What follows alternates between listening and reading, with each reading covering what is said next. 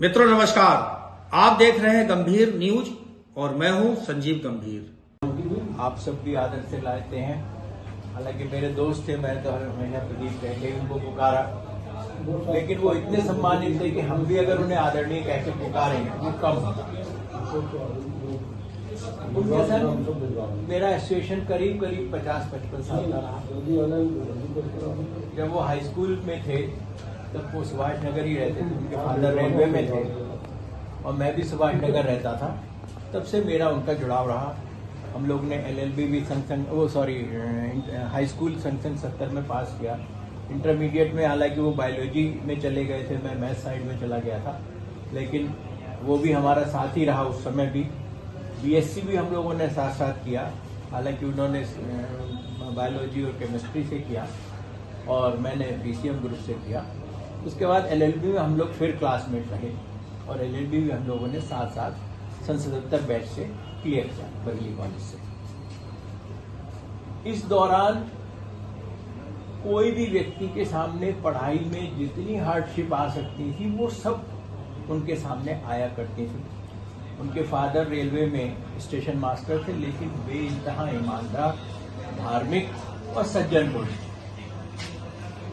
अपनी सर्विस के दौरान उनके फादर ने कोई मकान नहीं बनाया, रेलवे क्वार्टर में ही रहे और वहीं से रिटायर हुए।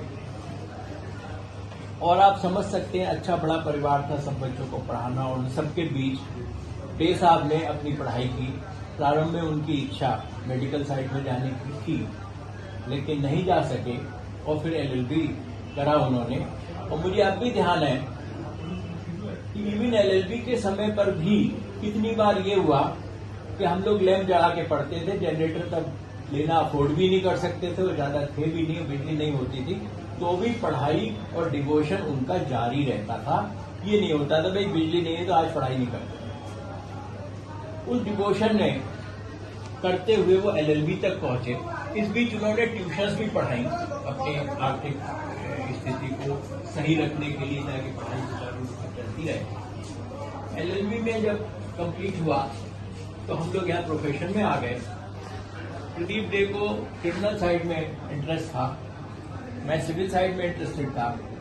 मैंने श्री गोविंद प्रसाद वर्मा जी को ज्वाइन किया और मिस्टर प्रदीप डे ने आदरणीय श्री बंकेश बिहारी माथुर भाई साहब को ज्वाइन किया, जो उस समय अपने समय के क्रिमिनल के इस पूरे रीजन के टॉप लॉयर हुआ करते थे। बाहर के लोग, बाहर के केसेस उनके पास भी आते थे और उनका एक बड़ा चैम्बर था, बड़ा रेनाउंड चैम्बर था, उसको उन्होंने ज्वाइन किया। और जो मैं समझता हूँ उस चैम्बर से जितना कुछ अच्छे से अच्छा ज्ञान, एटिकेट्स, ईमानदारी, मेहनत वो सीख सकते थे, वो सब उन्होंने सीखे। बंकेश भाई साहब के सारे गुण, कई गुण हम भी आज भी याद करते हैं कि वो हमेशा कूल रहते थे। कोर्ट में कितनी भी जल्दी आवाज लग गई, की कह रहा जज साहब नाराज हो रहे हैं, ये कर देंगे, लेकिन मैंने देखा बड़े आराम से धीरे धीरे चल के जाते थे कोर्ट तक और बड़ा नॉर्मली जज साहब को कह देते आगे। कभी नाराज होते, कभी वो सब बातें प्रदीप डे में भी मैंने देखी। और जो भी व्यक्ति प्रदीप डे से मिलता था वो उनकी लीगल नॉलेज को रिकॉग्नाइज करता, क्योंकि इतना वो अपना ज्ञान साध के रखते। तो वो मिस्टर शेखर सर साहब का एलिवेशन होने लगा, तो उन्होंने प्रदीप से कहा कि आप आ जाओ, मेरा चैम्बर संभाल लेंगे। प्रदीप ने मुझसे डिस्कस किया। मैंने कहा यार यहाँ तो तुम सीनियर हो, सीनियर की श्रेणी में आ गए, वहाँ आके फिर से जूनियरशिप करोगे, 10-15 साल लगेंगे तो पहचान बनेगी। भले किसी का चैम्बर ले लो, लेकिन पहचान आपकी अपनी मेहनत से बनती है। सीनियर का नाम लेकर आपको रिकॉग्निशन इतना तो मिल सकता है कि लोग आपको मिल जाए, लेकिन अपनी पहचान, आगे बढ़ने का रास्ता आपको खुद ही बनाना होता है, वो आप ही की मेहनत से बनता है। आप सोचिए हम केवल अपने सीनियर के नाम से काम चला लेंगे तो ये संभव नहीं। अगर आप मेहनत नहीं करेंगे तो अपने सीनियर का नाम भी खराब कर जाएंगे। आपको तो इस स्तर तक काम करना होता है कि लोग जब प्रदीप डे को याद करते हैं तो श्री बंकेश बिहारी माथुर साहब को याद करेंगे कि वो उनका जूनियर था। तो मैंने कहा यार मत जाओ, तो यहीं रहो, यहाँ आप बहुत आगे बढ़ गए। वो रुक गया। बात बहुत मानता था, हम लोग से डिस्कस करता था। फिर थोड़े दिन बाद बोला यार तुमने जाने नहीं दिया, और वो तो देखो एलिवेट। हाँ, उसके बाद वो एलिवेट हुए। उसके बाद बोले वो एलिवेट हो गए। मैं वहां होता तो पूरा चैम्बर मुझे मिला होता। मैं क्या हो सकता है, कोई बेटर अपॉर्चुनिटी के लिए इंतजार कर रही हूँ। फिर उसको क्या हुआ कि मुझे सुप्रीम कोर्ट जाना, और इसके लिए उसने मेरे सीनियर थे मिस्टर गोविंद प्रसाद वर्मा जी, और वो भी अद्वितीय थे हमारे प्रोफेशन के हिसाब से, उन्हें भी याद करे बिना मैं नहीं रह सकता। प्रदीप डे ने उनका चैम्बर इसलिए ज्वाइन करा यहाँ पर सेटल होने के बावजूद कि मुझे सुप्रीम कोर्ट जाना, और सुप्रीम कोर्ट में सिविल क्रिमिनल अलग कुछ नहीं होता, और ड्राफ्टिंग बड़ा महत्व रखती है, चाहे क्रिमिनल साइड का हो चाहे सिविल साइड का। और गोविंद प्रसाद वर्मा जी तभी सन में 73 LLB के बैच थे और 88 में उनकी डेथ हो गई। जब मैंने उन्हें ज्वाइन किया था 79 में, उससे पहले से वो डिफरेंट हाई कोर्ट्स और सुप्रीम कोर्ट्स में खुद अपीयर हो रहे थे, अपनी ड्राफ्टिंग करके यहाँ से ले जाते थे। साइक्लो स्टाइल होती थी, तब फोटोकॉपी नहीं होती थी, खुद ही आर्ग्यू करते थे, एडवोकेट ऑन टिकट का बस बकायदनामा लगवाते थे। तो उनके पास सुप्रीम कोर्ट का एक्सपीरियंस था, उन्हें पता था प्रदीप डे को, तो प्रदीप डे ने स्पेशली मिस्टर गोविंद प्रसाद वर्मा को ज्वाइन करा। मैं तब तक उनका चैम्बर छोड़ के इंडिपेंडेंट हो चुका, और हमारे सीनियर गोविंद प्रसाद वर्मा साहब थोड़ा सा गुस्सैल थे, तो वो जूनियर को डांटते थे।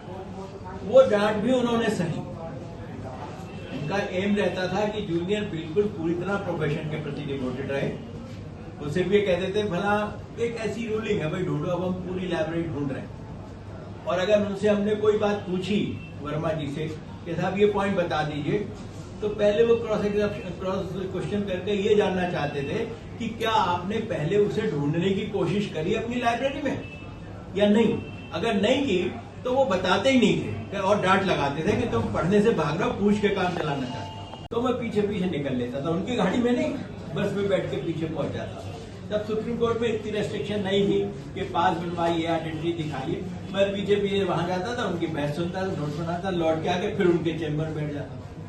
बोले ये प्रक्रिया जब भी यहाँ से समय मिला दिल्ली, और फिर लौट के आ गए। जब ये प्रक्रिया उनकी करीब महीना भर चली, तो एक दिन राम जेठमलानी साहब की निगाह इन पे पड़ गई, क्योंकि रहते ही ड्रेस में थे। तो भाई आप कौन है, कहाँ से आते हैं, क्यों आते हैं। तो इसने अपनी इच्छा बताई कि मैं सर ऐसे ऐसे बरेली प्रैक्टिस करता हूँ, इतना प्रैक्टिस कर चुका हूँ, मेरे सुप्रीम कोर्ट जाता हूँ। मगर अच्छा ठीक है। तो बोले उन्होंने मुझे एक टॉपिक दिया लीगल, कि आप इस पे लॉ सर्च करके मुझे दीजिए मेरी लाइब्रेरी से। बोले मैंने उसमें पूरा दिन लगाया, उस पर बेस्ट लॉ निकाल के उन्हें दिया। तब उन्होंने संतुष्ट महसूस किया, और मुझे ये परमिशन मिली कि मैं उनके जूनियर्स के चैम्बर्स में बैठ सकूं। इस तरह एसोसिएशन स्टार्ट हुआ मिस्टर राम जेठमलानी से हमारे मित्र मिस्टर पी.के. डे। उसके बाद नेचुरली ही प्रूव हिज वर्थ। जूनियर्स के बीच भी उनकी एक अलग पहचान बनती गई, उनकी मेहनत से वो नोट्स बना के देते थे, सब करने लगे, इंटरेक्शन होने लगा। और एक स्तर वो आया जहां राम जेठमलानी साहब का पूरा ऑफिस देसा भी संभालते थे। राम जेठमलानी साहब का ऑफिस ही नहीं संभालते थे, घर का पूरा मैनेजमेंट और फाइनेंस तक प्रदीप डे ने देखा। और एक स्टेज ये आई कि उन्होंने कुछ बातें ऑब्जेक्ट करी, और घर के मैनेजमेंट में नौकर होकर गड़बड़ करते थे। तो प्रदीप डे को वो सब अच्छा नहीं लगा, क्योंकि प्रदीप डे हमेशा एक पूरी तरह ईमानदार व्यक्ति है। तो उन्होंने फिर राम जेठमलानी की बेटी रानी जेठमलानी, जो लीडरशिप ज्यादा करती थी इंटरनेशनल और इसमें उसके ऑर्गेनाइजेशन में ज्यादा थी, उनका चैम्बर एक्सप्रेस वे पे था दिल्ली में। वो पूरा चैम्बर रानी जेठमलानी ने इनसे कहा कि आप देखिए, मैं तो रेयरली आती हूँ। तो काफी समय उस चैम्बर